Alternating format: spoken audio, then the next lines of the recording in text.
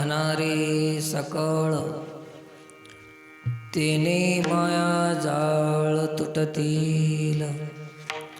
अनेक नका पडो गाभाळाचे भरी, पुढे आहे थोरी नागवन. भावे तुळशी दळ, पाणी जोडा हात. म्हणावे पतित वेळोवेळा, अनेक नका पडो गाभाळाचे भरी, पुढे आहे थोरी नागवन.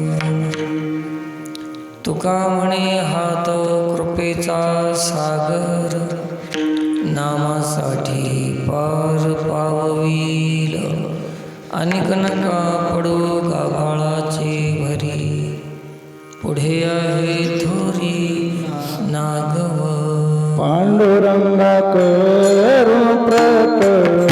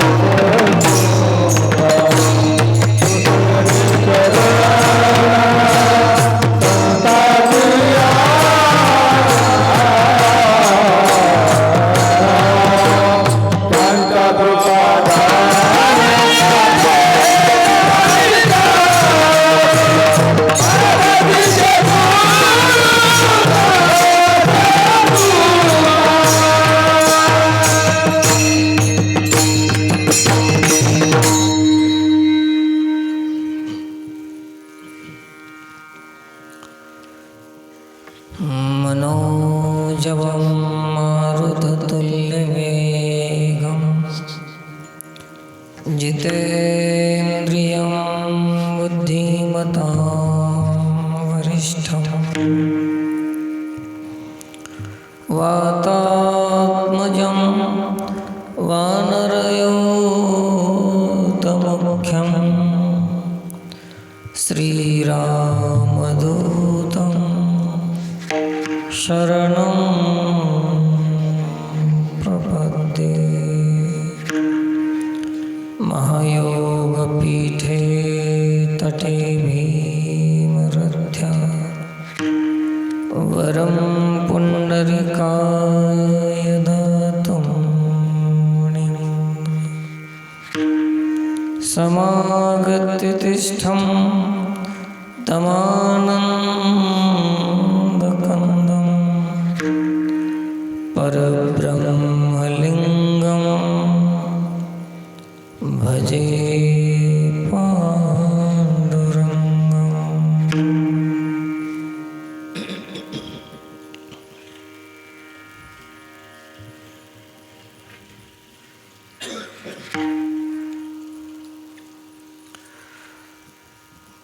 अखंड हरिनाम सप्ताहातील आजची ही कीर्तन सेवा जगद्गुरु श्री संत तुकोबराय महाराज यांचा अभंग आहे.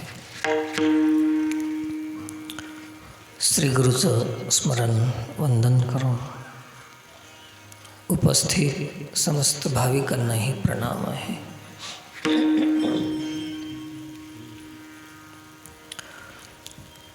आपल्या वेळेनुसार भगवत चर्चा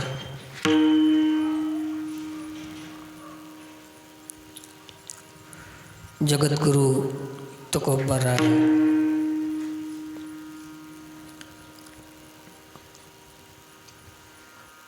सर्वात मोठं जे बंधन आहे जीवनामध्ये ज्या बंधनापासून जन्माला आलेला जीव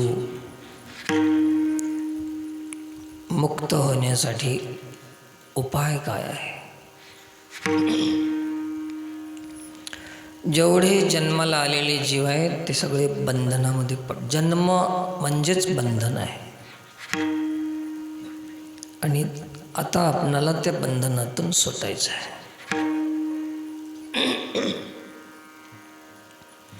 सुटण्याचा उपाय जगद्गुरु तुकोबाराय सांगतात.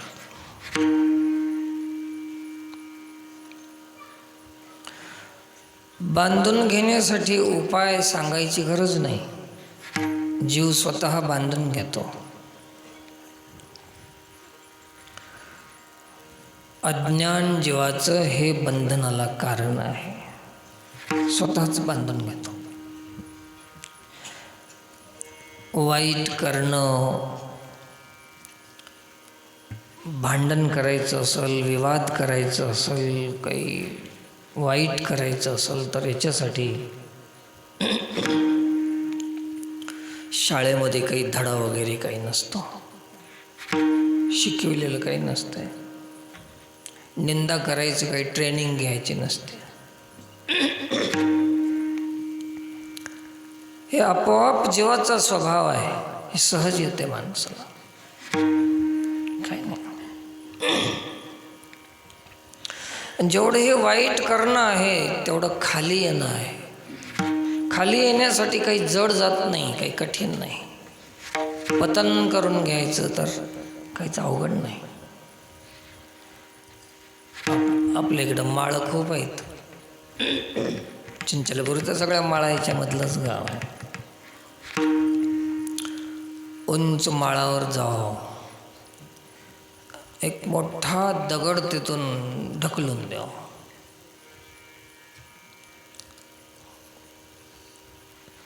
एकाच माणसाला कुठेही थांबणार नाही. आणि त्याला इतका सायास करावा लागत नाही खाली आणायचा. थोडंसं त्याला ढकलून दिलं बस, काम करा. आपोआप येईल का पुन्हा आणावं लागेल. कुठे आलाय ते दगड? वरून खाली आलाय. सायास करायची गरज काहीच नाही. त्याच दगडाला जर पुन्हा वापस न्यायचं असेल तर इतकं सोपं आहे का? इतकं सोपं आहे का? तसं पाप करणं, दुष्कर्म करणं, अपराध करणं, गुन्हा करणं, अवगुणात जगणं हे वरून खाली आलेल्या धोंड्या इतकं सोपं आहे. वरून खाली येणाऱ्या दगडा इतकं सोपं आहे. चांगलं वागावं, स्वभाव आपला परिवर्तन हो, विचारा परिवर्तन हो, विवेक ज्ञान प्राप्त करावं, खालून वरी नेलेल्या दगडा इतकं कठीण आहे. दोन गोष्टी आहेत, खालून वरी जाणे, वरून खाली. वरून खाली येण्याला पतन म्हणतात आणि खालून वरी जाण्याला उत्थान म्हणतात. दोन शब्द आहेत, एक पतन. मग समाजामध्ये पतन होण्यासाठी काही शाळा आहे का शिकायला? पतन करायला स्वाभाविक आहे. पण आपला विकास करून घ्यायचा असेल, उन्नत व्हायचं असेल, विचारानं उंच असं जायचं असेल तर कठीण आहे. असंभव नाही, परंतु कठीण आवश्यक आहे.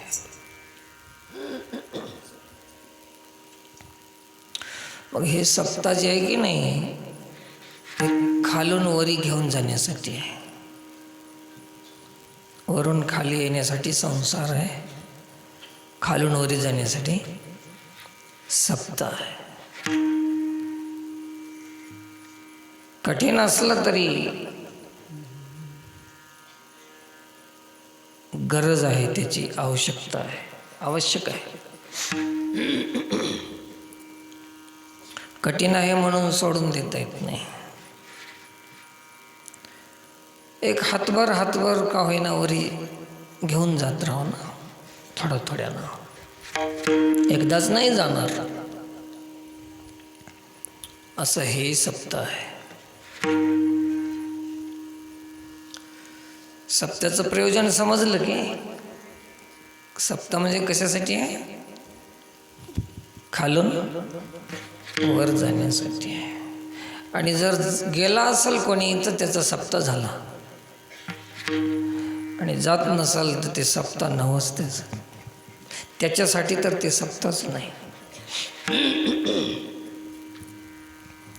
काही तर भानगडी अशा व्हायलेत की वर्षभर चांगले राहतील आणि सप्त्यात भांडून घेतील. वरून खाली ढकलून दिलेलं धोंडेवानीचं. सप्ते निर्विवाद होण्यासाठी असतात, सप्ते उंच जाण्यासाठी असतात, सप्ते परिवर्तन होण्यासाठी असतात, सप्ते स्वभावात बदल होण्यासाठी असतात.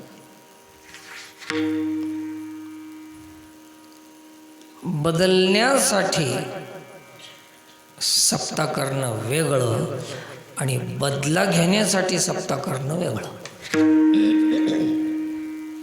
जीवनातले दोन काम आहेत.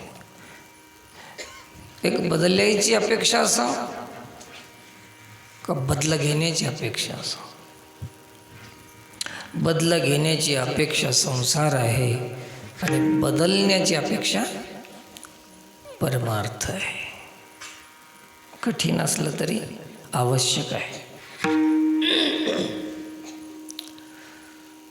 मग असं हे वर जाणं म्हणजे कठीण कशासाठी आहे? खाली येणं म्हणजे सोपं का आहे? तर खाली येणं म्हणजे माया जिथं आहे तिकडं येणं आहे, आणि वर जाणं म्हणजे मायातून निघून जाणं आहे. मायात येणे आणि मायातून निघणे हे दोन गोष्टी.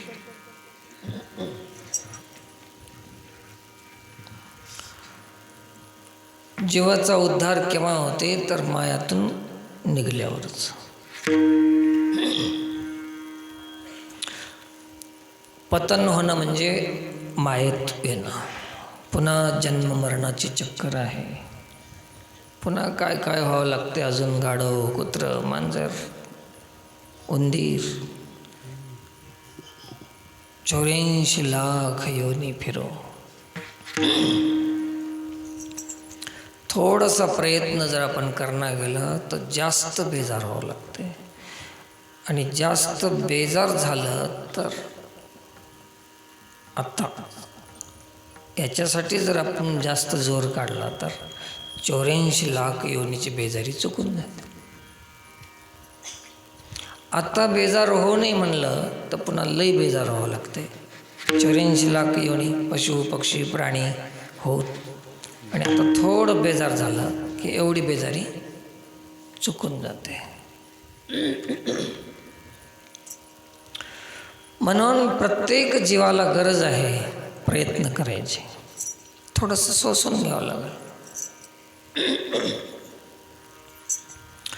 कधी कधी संतांनी सांगितलंय भक्ती ते कठीण, इतकी सोपी नाही. आपणाला वाटायला तेवढं सोपं नाही. आपण समजतो तेवढी सोपी नाही. आपण करालो तेवढी सोपी नाही.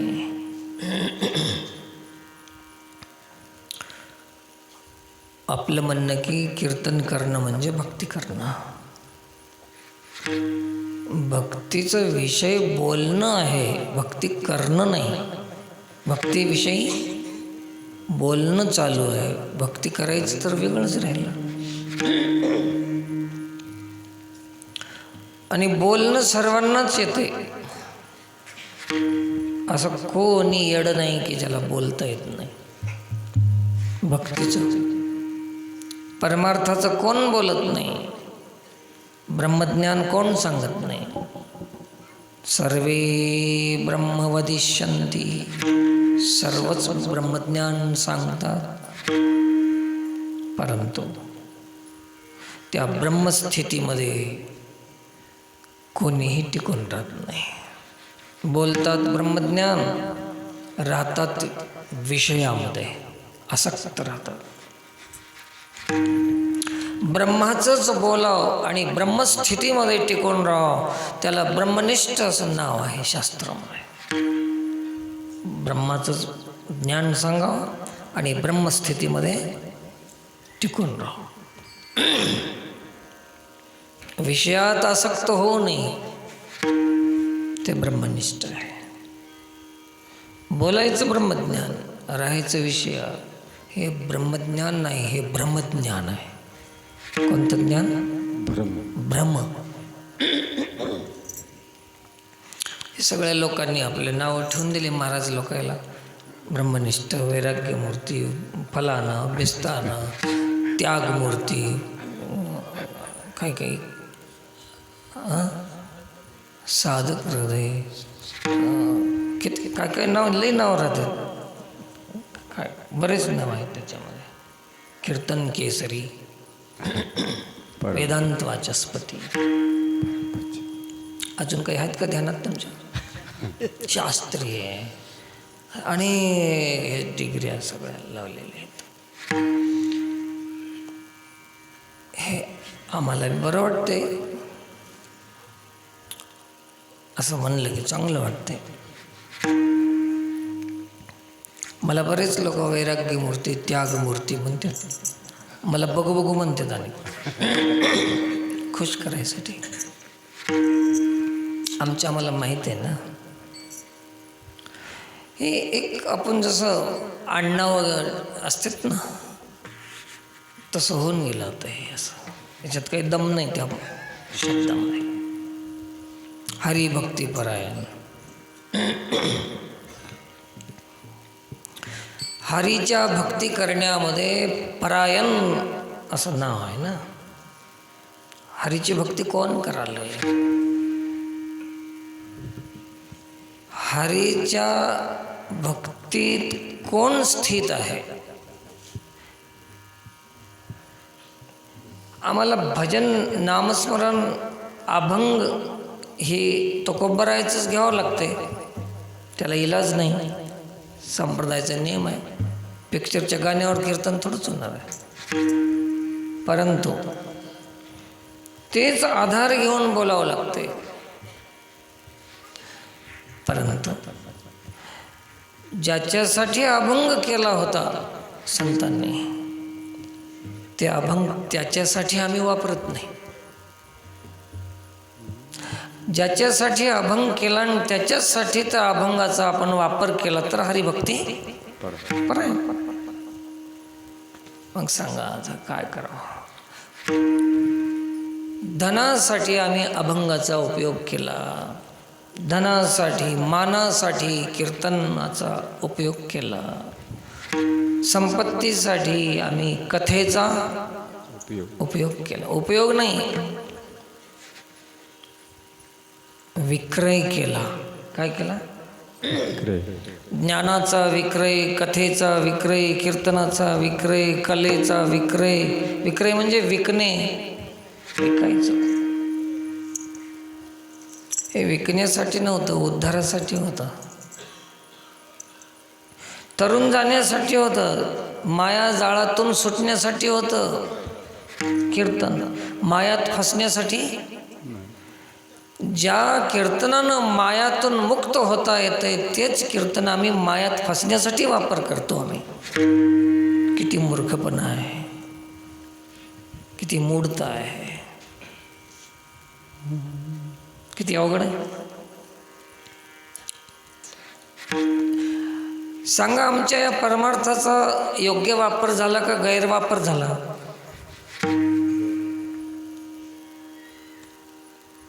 कोण म्हणलं आता गैरवापर झाला म्हणून? हिंमतच नाही कोणाची. करायचं तेच राहते आम्हाला, कोण म्हणेल. म्हणून मायात फसण्यासाठी नाही भजन परमार्थ, मायातून निघण्यासाठी.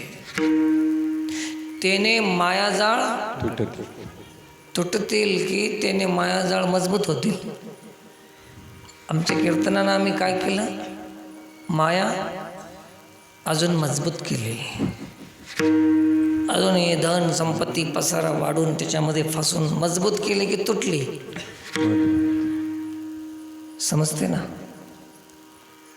आणि हे बिचारे मायात फसालेत की मायातून निघालेत, हे मायात असलेल्या सामान्य माणसाला याचं काय ज्ञान आहे, हे काय समजतं?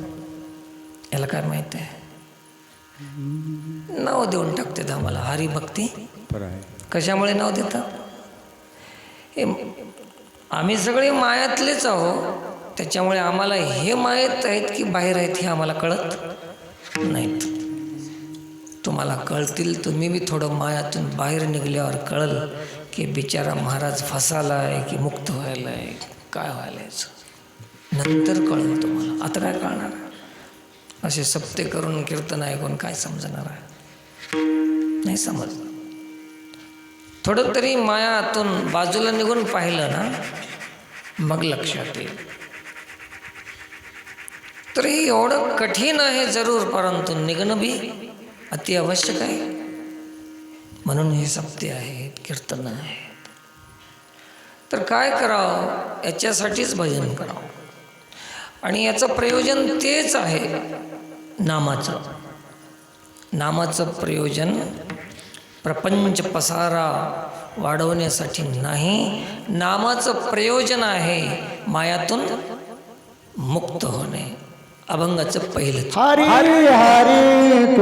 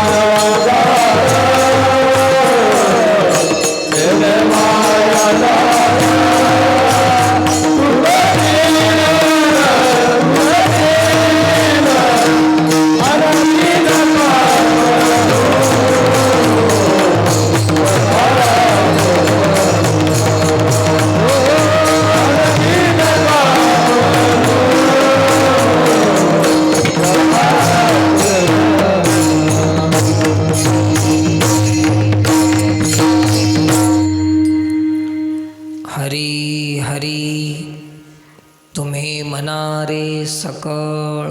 कशासाठी? तेने मायाजाळ तुटतील. मायाजाळ तुटून जाईल. मी आणि माझं हेच माया आहे. हरी 2 अक्षराचा मंत्र आहे. हा शिवाचा मंत्र आहे.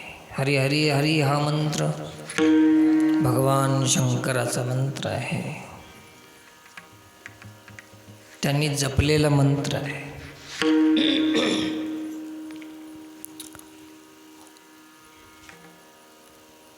हरिनाम हे भक्ती आहे. हरिनाम हे भक्ती मार्ग आहे. एक गोष्ट सांगालो जरा ध्यान लावा. माया हे स्त्री आहे. माया कोण आहे? स्त्री. कोणाचं नाव आहे? स्त्रीलिंगी शब्द आहे, है ना? आणि भक्ती हे कोण आहे? स्त्रीलिंगी शब्द आहे. भक्ती हे बी स्त्रीच आहे ना. शक्तीच आहे ना. माया हे बी स्त्री आहे, भक्ती हे बी स्त्री आहे, आणि ज्ञान हे काय पुरुष आहे. आता ही माया तरुण जायचं आहे आपणाला. पुढे माया आहे आणि इकडून जाणारे भक्ती मार्गानं जाणारे आहेत, काही ज्ञान मार्गानं जाणारे आहेत. भक्ती मार्गानं जाणारे, भक्ती म्हणजे स्त्री. माया बी तरुण जायचं ते बी स्त्री, आणि तरुण जाणारी बी स्त्री आहे. भक्तीचा आश्रय घेणारे काही आहेत, काही ज्ञानाचा आश्रय घेणारे काही आहेत, अभ्यास करणारे. ज्ञान हे पुरुष आहे. कितीही सुंदर स्त्री असली तरी स्त्रिया कधी भुलत नाही, भ्रमित होत नाही. म्हणून ज्ञान हे पुरुष आहे आणि तरुण जायचं आहे ते स्त्री आहे. मग ह्यानं तरुण जायला निघालंय, पण तिथे गेल्यानंतर ज्ञान हे मायाला भुलून गेलं. तरुण जाऊ शकत नाही. आणि मग भक्तीचा आश्रय घेऊन निघाले तर भक्ती बी स्त्रीच आहे आणि माया बी, हे तिथं भुलून अडकू शकत नाही. म्हणून तेने माया जाळ तुटतील. इथं ज्ञान चलत नाही. माया तरुण जाण्यासाठी काय पाहिजे? एणे उपाय मज भजले, ते हे माझी माया तरले. परे ऐसे भक्त विपायले, बहुवस नाही. एने उपाय मज भजले, ते हे माझी माया तरले. हरिनाम साधन, भक्ती मार्गाचा स्वीकार अवलंब करणारे जे जीव आहेत ते माझी माया सहज तरून जातात. आणि जे काही अभ्यास करतील, काही ज्ञानाचा ह्याचा त्याचा कर्मकांडाच्या भानगडीत पडतील, ते मायामध्ये अजून जास्त गुंतून जातील, तरून जाणार नाही. ज्ञानेश्वरी अध्याय 7 वाचून घ्या. 7व्या अध्यायामध्ये वाचवा, माया कसं तरुण जायचं.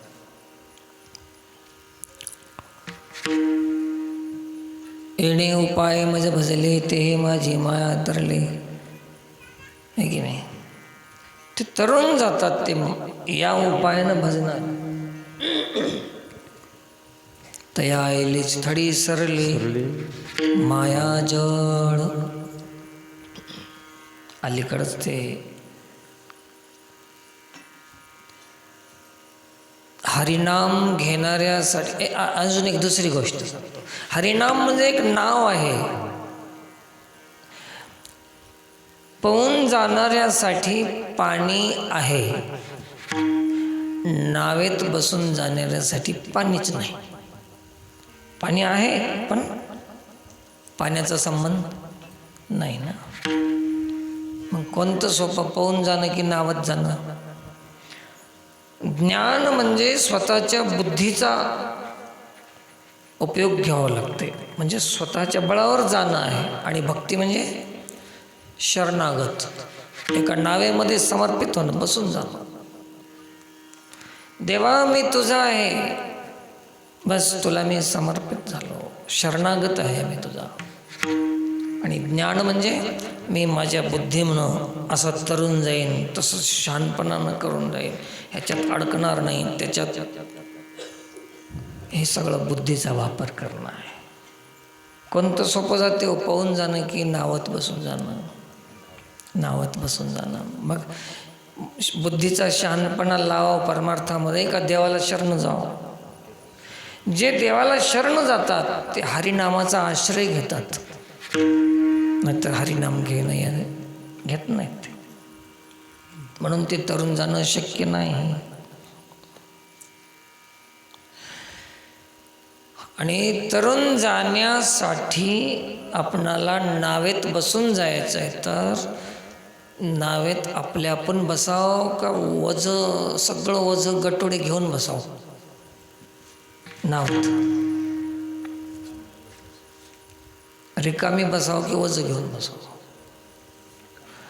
अहंकाराचं वज, व्रताचं वज, नेमाचं वज, साधनेचं, हे सगळं अहंकार, जे काही साधना केली, तप केलं, जप केलं, हे सगळं मी एवढं केलो म्हणून मनाला वाटलं, हे सगळं वज. आणि मग नामस्मरण केलं, त्या नावात काय घेऊन बसलं? वज घेऊन बसलं. आता कसं तरुण जाईल?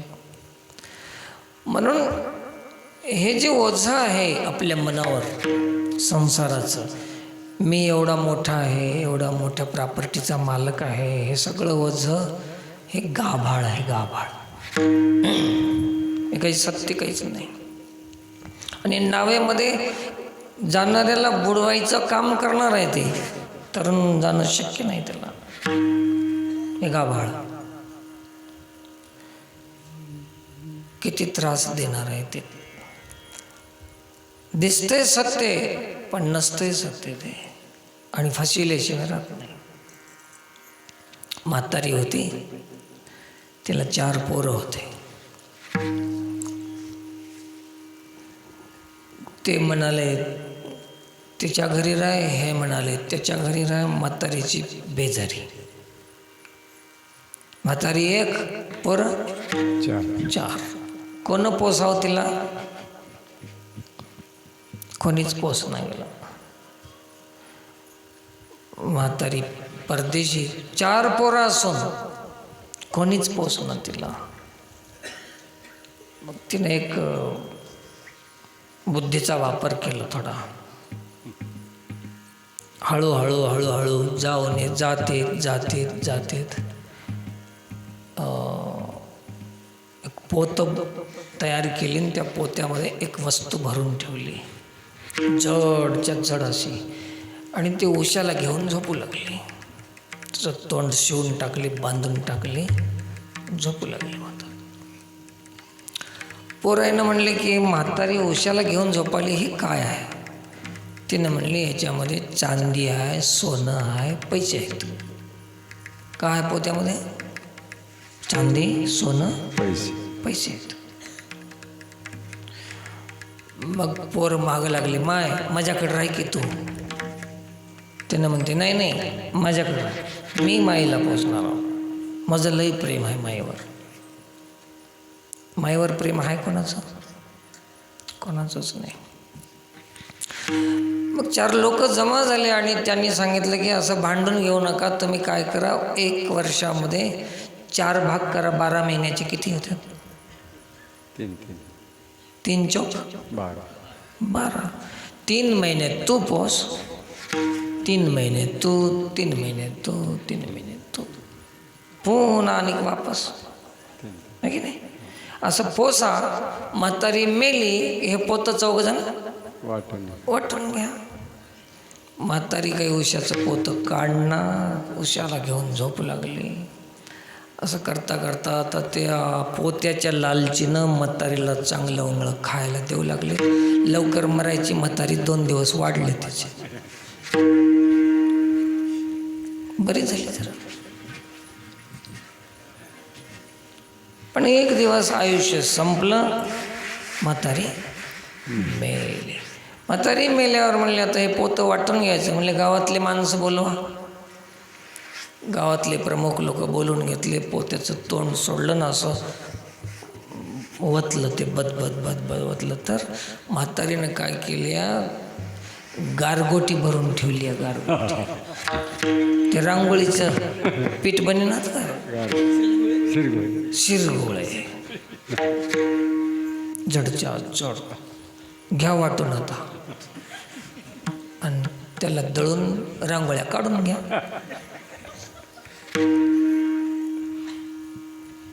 याच्या नादाला लागल्यानं यांची नागवण झाली. आता म्हातारीला तसं पोसत नव्हते. तसं आम्ही मायामध्ये कुठपर्यंत राहतो?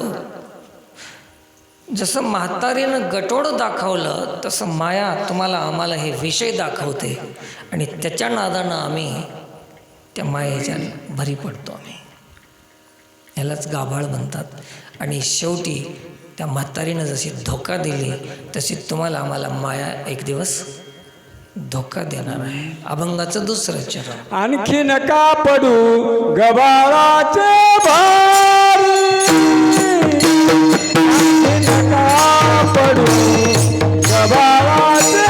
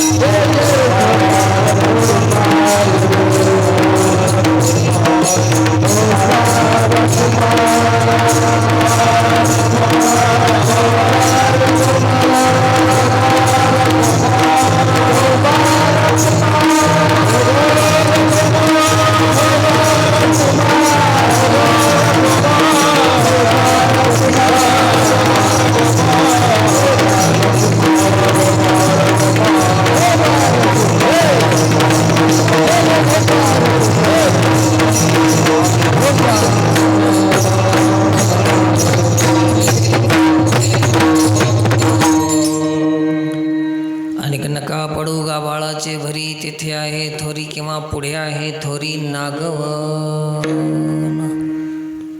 लालूच आहे ना. आता मला या गावचे काही युवक आले होते भेटायला. लालचीत पडून आलो मी इथं. आम्ही काम करणार आहोत गावचं, असं करणार आहोत. त्या लालचीनं आलो मी. आता त्या म्हातारीवणी धोका देते, काम करते, काय माहीत आता ते खोटं बोलून आणलेत की खरं बोलून आणलेत काय माहीत. कुठंतरी बांधलं म्हणले बघ कंपाऊंड वाल विठ्ठल रुक्मिणी मंदिरला काय केलं काय माहीत.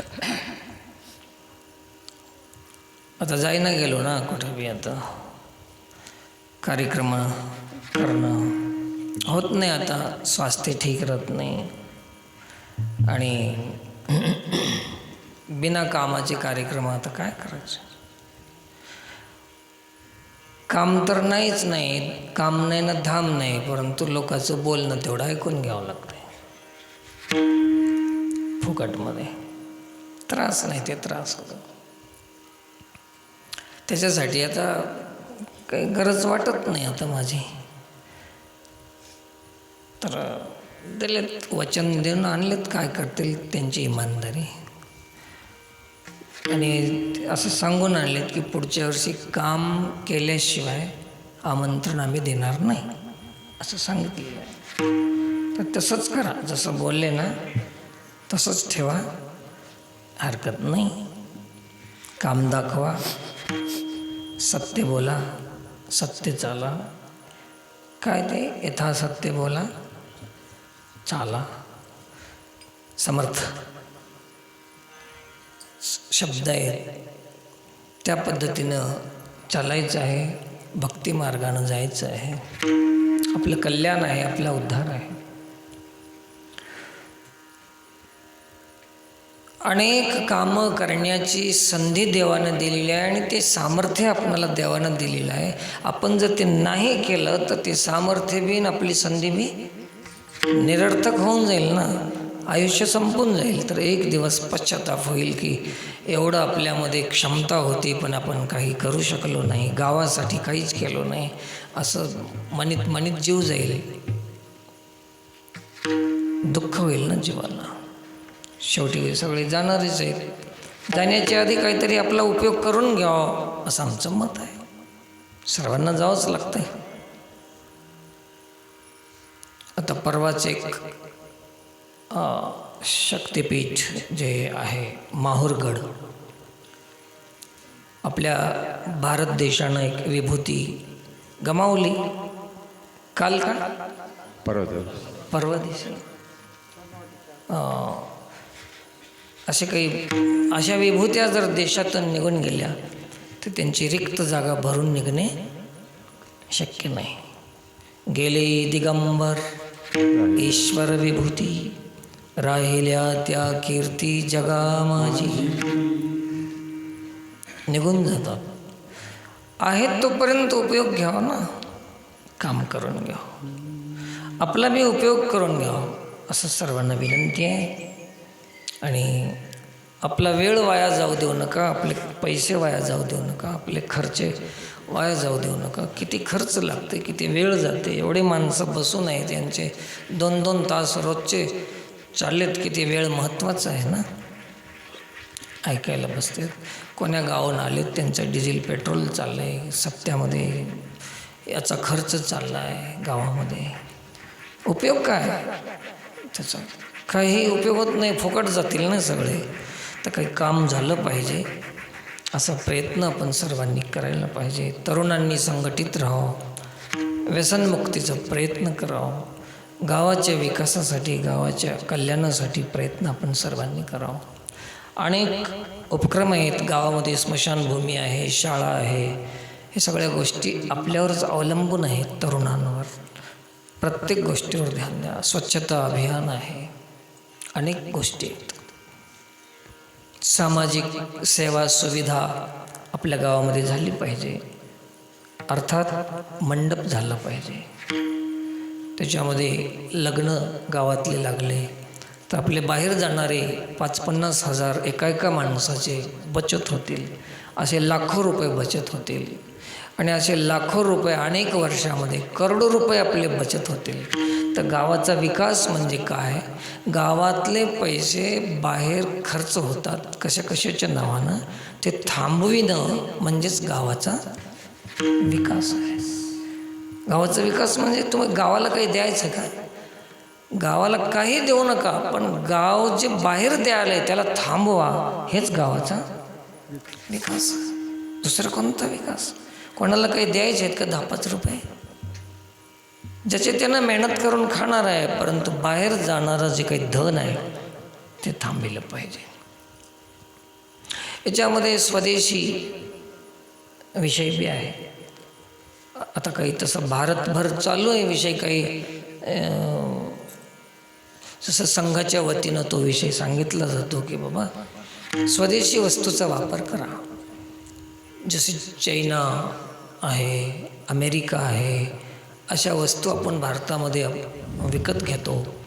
ज्या वस्तू आपण बाहेरच्या घेतो त्यावेळेस आपलं धन कुठं जाते? बाहेरच्या देशात जाते. आणि आपल्याच देशामध्ये ज्याचं उत्पादन आहे, जे तयार होतात वस्तू, त्या घेतल्या तर पैसा कुठं जाते? आपल्याच देशामध्ये जाते. असं गावापासूनच सुरुवात केली तरच देशाचं संरक्षण होईल. मग तुमचं आमचं कर्तव्य नाही का? ज्या देशात जन्माला आलो त्या देशाचा विचार करणं आपला धर्म नाही का? सप्त्यातून करा, कीर्तनातून करा, पण कशाचा विचार करावा? माझा देश, माझा भारत, माझे माणसं आणि मी यांच्यासाठी काही ना काही करणं माझं कर्तव्य आहे. एवढं जरी लक्षात ठेवलं तर महिला असो पुरुष असो सर्वांनी मिळून आपल्या गावाचा स्वर्ग बनविण्याचं सामर्थ्य प्रत्येक गावामध्ये आहे. स्वर्ग बनवू शकता तुम्ही. आणि ते करत नाही आपण, आपल्यापाशी असून करत नाही आपण, नसून नाही, ते सामर्थ्य असून करत नाही. काहीच नाही तर असं आपल्या गावातला जे काही धन आहे आपल्या गावातच कसं खर्च होईल. तर इथं मंडप झाला तर लग्न इथं सुरुवात झाली तर बाहेर जाणारे जे पैसे आहेत ते कुठं जातील? गावातच लागतील, गावाचा विकास होईल. असं हळूहळू तुम्ही तरुणांनी विचार करणं गरजेचं आहे ना. सप्त त्याच्यासाठीच आहे, करमणुकीसाठी नाही. खालून वरी जाण्यासाठी आहे की वरून खाली येण्यासाठी आहे सप्ताह? मग हे दगड वरून खाली येणं तर काही सोपं आहे, त्याला काही जोर लागणं तेवढा. मग थोडा जोर कशाला लावायचा आहे आपल्याला? वरी घेऊन जाण्यासाठी लावाय. एवढंच आम्ही सांगतो. यालाच काही लोकांनी आम्हाला विरोधात काढलं की महाराज विरोधी आहे. आणि जे गोड बोलून काटा काढून जातात लुटून ते तुमचे मित्र आहेत आणि आम्ही तुमचे विरोधी झालो. न्याय नाही समाजामध्ये, देशामध्ये आपल्या सर अन्यायच अन्याय आहे. म्हणून आता थोडं कधी कधी मन तुटत चाललेलं आहे. मित्रांनो, विचार करा थोडासा. माझं जे पक्ष आहे ते जनता जनार्दनाचा पक्ष आहे. जे बोलणं, जे करणं आहे, कीर्तन करायचं असेल, प्रवास करायचा असेल, जे करायचं असेल तर माझ्यासाठी मी कधीच करत नाही. कोणासाठी करतो? जनता जनार्दनाच्या सेवेमध्ये. आणि त्याला विरोध कसला? त्याला स्वार्थी लोकांमुळे विरोध होऊ शकतो. एखाद्याचं दुकान बसून जात असेल तर त्याचा विरोध. पण सामान्य जनता त्यांनी तर समजायला पाहिजे ना त्या गोष्टी. असं आपल्या गावाचा विचार करतील अशी अपेक्षा करतो. आणि माया तरुण जाण्यासाठी आपण हरिनाम घेत राहू. साऱ्यांनी संघटित होऊन एक शक्ती निर्माण करून गावाचा विकास करावा. भजन करीत राहा. स्वाध्याय आहे, सप्ताह आहे, उपासना आहे, इत्यादी अनेक आपल्याला मार्ग आहेत. त्या मार्गानं चालत राहू.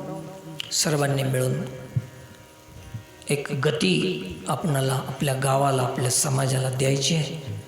दुर्गती होऊ देणार नाही असा संकल्प सर्वांनी करावा. पुढच्या पावलानं चालत राहू असेच सर्वांना विनंती करतो.